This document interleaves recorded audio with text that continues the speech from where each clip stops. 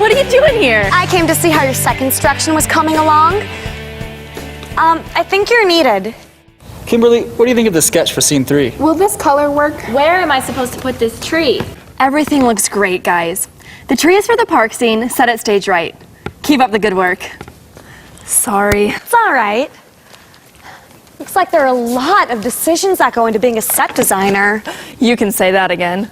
You know, I'm thinking about writing a play myself. Really? Yeah, I just signed up for the writer's workshop that Turner suggested, and I really want to have something ready for the first class. That's great. What's your play going to be about? Well, that's actually why I'm here. I'm not sure where to start. Maybe I can help. I attended the same writer's workshop. One of the first things I did to get started on my story was choose a setting. The workshop has a great website that provides a variety of settings to get you thinking. Participants of the workshop post regularly. It's a great place to share ideas and collaborate with others. It sounds like that website is just what I need to start writing my play. Can you show it to me? Sure.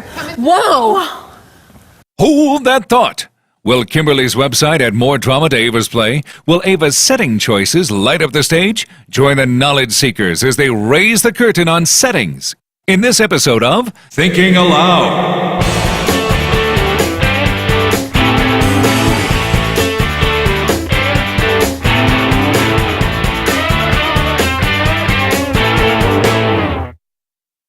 While Kimberly and Ava work on the set and log onto the site, let's catch up on what Kimberly learned about settings in her writer's workshop. When an author chooses a setting for a story, it's more than just telling the readers where the characters live. The setting, that is the location and time period in which the story occurs, becomes the backbone of the entire piece. It can unify a story with many subplots, viewpoints, or themes. It can also change throughout the story as characters travel on a journey or face obstacles to confront.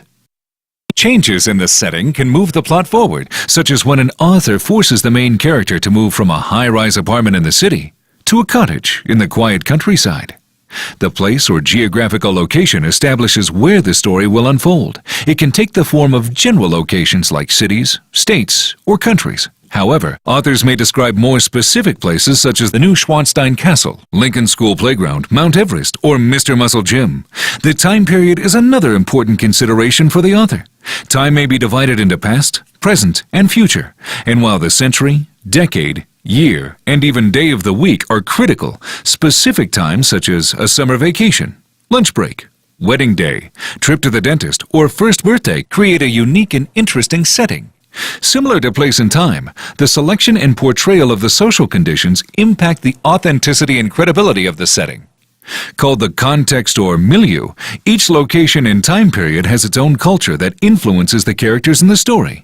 The speech, dress, mannerisms, and customs are part of the culture that makes up the daily life of the characters. Setting impacts the way the characters talk, their language or dialect, their viewpoints and expectations, their actions, and even the way they travel depend on where and when the story takes place. For example, if the story is set in the middle of Alaska, you probably won't read about a suntanned surfer as the main character. Or consider how the lifestyle of a Native American family living in the 1700s would be drastically different compared to that of today's Hollywood celebrities. The setting also influences the mood of a story. Weather conditions are often used to enhance the mood. A scary story may take place on a dark and stormy night, or a lighthearted tale could be set on a sunny day in a beautiful meadow. Either way, the atmosphere of the story is impacted by the choice of setting. Skillful authors realize it's important to accurately recreate the setting for their stories. They conduct extensive research to ensure that every detail, from climate and buildings to animals and plants, are consistent with the actual setting. Readers who have been there know the difference and expect the author to get it right. When an author is successful, readers feel as though they are inside the story, experiencing every plot twist right alongside the main characters. Let's go with the tie-dye. They didn't have cordless phones back in the 60s, so let's go with this one. That's really interesting. I can't wait to get to that point in my play. Well, selecting stage props that are appropriate for the time period are important for creating a realistic setting. Let's look at the workshop's website. It's easy to use. It is divided into past, present, and future time periods and includes a variety of locations.